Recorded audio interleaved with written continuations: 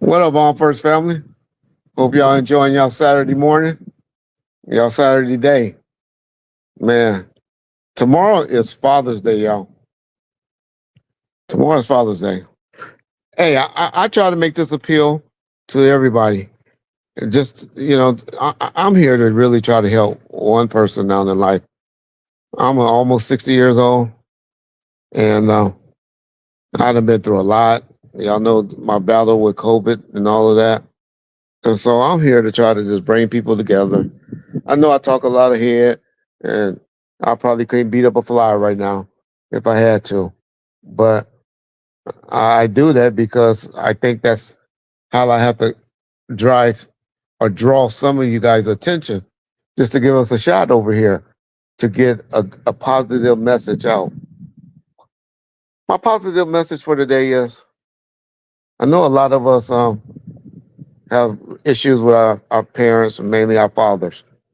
Um, and quite frankly, y'all got to remember because of that Ronald Reagan and that crack area and the Sherm area that we went through for fathers that, that for those of y'all that have fathers that's like my age in their 50s and 60s, man, we didn't know no better, y'all. We went through a stage of our lives where we were just chasing, wanting to be a baller or were strung out on drugs. And I'm not saying we, meaning 100% of us. I'm just saying as a community, a minority community, meaning at least 60 to 70% of us. But those of y'all that didn't experience it, shout out to y'all. I'm saying all that to say, if you can, if you can, consider forgiving your father if you don't have a relationship with him, and give him a call tomorrow. Let's say, Dad, I just want to say Happy Father's Day to you, man. And hopefully y'all can go and work on your relationship from there. Because it's nothing, I'm telling y'all, like having somebody, a parent or a family member to have your back, man, when you go through health issues like I did and criminal issues and all of that. Y'all know I got my father tied up in some stuff. Yeah, a lot of y'all be saying my dad crooked. If y'all listen to any gang members or anybody from Compton, y'all hear nothing but positive things about Reggie Sr. Reggie Jr., okay, it might be a different story. But my daddy is not the guy that is portrayed or that some of y'all believe that's on the YouTube in other states. But I only care about the ones from Compton anyway. And y'all have never heard nobody from Compton talk bad on Reggie Sr. So all I'm saying is, Pops, Reggie Sr., Happy Father's Day. And if y'all can call and do that to y'all parents, trust me, or to your father, just try to forgive him. Be the bigger man. Show him you're a bigger person. All right. I know I rambled. Sorry, I just had to get that off my chest for my Father's Day spiel.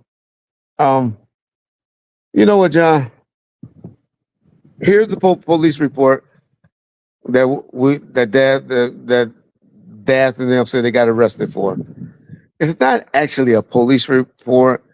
It's this particular document is where when Snoop and Daz went into custody, this one particular cop wrote this report to LAPD homicide division because I guess they knew of the task force that was going to be solved or whatever. I don't know why the sheriff sent that to the LAPD homicide because actually they should have been sending it to Vegas homicide division. But some sharp deputy that worked at that little substation asked Snoop about, who killed Tupac. And that's when Snoop made the statement, the guy sitting next to him. So that's the only reason I always called Snoop a snitch and said he was trying to rat on Suge. Now, Y'all know the funny thing I always tease dads about in this report. It also says, he got guns, he got guns. Where the cop wrote that they wrote in the police report that dads went running to him talking about he got guns, he got guns. Y'all can read that in the police report. Well, the document, or I think they call it the instrumental document and all of that. That's not the police report that Dad is claiming to got arrested for. You know, he said 2 ounces of weed. It was probably that.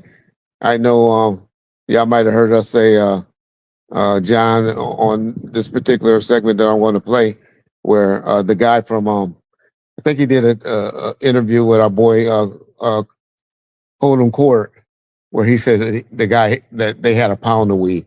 They didn't have a pound. They didn't have that much. But anyway, instead of going and rehashing this story, I'm going to show you how over here at Bomb First, we don't be lying to y'all. We come with the facts. We tell y'all the truths. Y'all pretty much heard what Dad said on our channel yesterday. Y'all heard it. And this is what me and John put together and did a video. Shit, I ain't been staying in that particular house where that segment was filmed in over 3.5 years. So we had to do that about 3.5 to 4 years ago.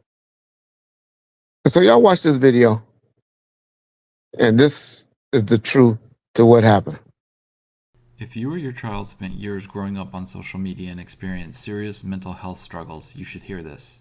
Recently, a jury ordered Meta and YouTube to pay millions for their role in designing and promoting addictive platforms. They knew their apps could contribute to anxiety, depression, and body image issues, but did not share those risks while prioritizing profits. The recent historic verdict underscores the consequences of those decisions. Now Morgan & Morgan is stepping up to hold these platforms accountable for the harm they've caused. Click the link in my bio to take a short quiz. You may be entitled to potential recovery of up to $1,000. Bomb First. Bomb First. Before we get into that particular video, so y'all can hear my response for today, y'all just heard this commercial from Morgan & Morgan. Man, today is Saturday, y'all. Y'all got time to fill this form out. 3 minutes. Just think, man, God might look down on y'all. He might look down on y'all today and get y'all approved for this program. Because if you get approved, you're going to get $1,000. I don't know when, but there's a good chance you're going to be screened and you're going to be one of the ones to get the $1,000 if you fill it out. It's for people that, as y'all heard in the commercial, that's just addicted to YouTube. And it's a way that YouTube can tell how often you on it. I mean, I see shit I be looking at in my thing where I be watching videos and I was like, damn, I do that much watch time on videos. And that's pretty much all they're going to need. It's just to show all the watch time y'all doing on video. Then you got an issue. You addicted. It's just like somebody that smokes cigarettes or alcohol or anything like that. And to do it a lot, you're addicted. And so that's what YouTube is doing. And they're paying people for this addiction on social media. Up to $1,000 is what that the commercial says. Take 3 minutes to fill it out. $1,000 down the line. Hey, I know $1,000 will help me. I know it'll help me. Check out this video. This is my response, and this is what happened. Well, the motivation was there to go to talk to Snoop, because that's when he had just been released or signed his rights to P. And so, but he was being disrespectful at the time. So we was going to talk to him. We went to talk to him, me and P, because we had been on the phone dealing with each other, me and P, and a guy named Mark Benish. That's who ended up taking Snoop over to TVT Records and started running it. He used to be like the number 2, number 3 guy at Priority. His name was Mark Benish. So they were there. I was there kicking it with Mark Benish and talking to Mark Benish. And then P came over like, "What's up, Reg? How you doing, bro?" And we talked for a minute, and I was like, "Hey, we need to holler at Snoop," because Snoop and them was off to the back and in a different room, in a green room. And so he said, "Yeah, Reg, go." And he took me and showed me, "Hey, this is Reg and them from Death Row. They need to holler at Snoop. They got some unfinished business they need to handle." Is the exact words. And they left, and they went and got on the stage. Left. So now Snoop and them, there with his people. Daz was even with them that particular night. And Daz was still with us. We was about to do a video shoot for Daz on that particular, in a week or two coming up. We had a budget for $350,000 to do a video shoot for him. And so I remember, so we go in there and I'm talking like, "Snoop, man, why you dissing the homie? You doing all this dissing and talking crazy. The dude let you go. You gonna stop that, homie. You gonna be running around LA. You gonna stop that. Come on, Snoop, we bigger than this.